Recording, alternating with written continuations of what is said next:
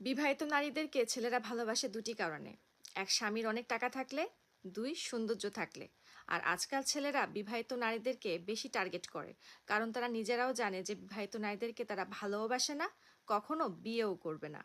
আর সমাজে কিছু কিছু বোকা বিবাহিত নারী আছে, না বুঝেই পরকীয়া করে বসে। তারা বুঝতেই চেষ্টা করে না যে পরকীয়াতে কোনো শান্তিও নেই, কোনো ভবিষ্যৎও নেই। তারা বুঝতেই চায় না যে একমাত্র স্বামী হচ্ছে শান্তির জায়গা। স্বামী যতই ঝগড়া করুক না কেন, একটু পরে আবার উজাড় করে ভালোবাসা দেয়। স্বামী কখনো স্বার্থ খোঁজে না। নারীরা কখনো বোকামি করেও স্বামীকে অবহেলা করবেন না। অন্য পরপুরুষের জন্য স্বামীকে কষ্ট দিবেন না। আপনার স্বামী যতক্ষণ আছে, আপনার কাছে ভালোবাসা আছে।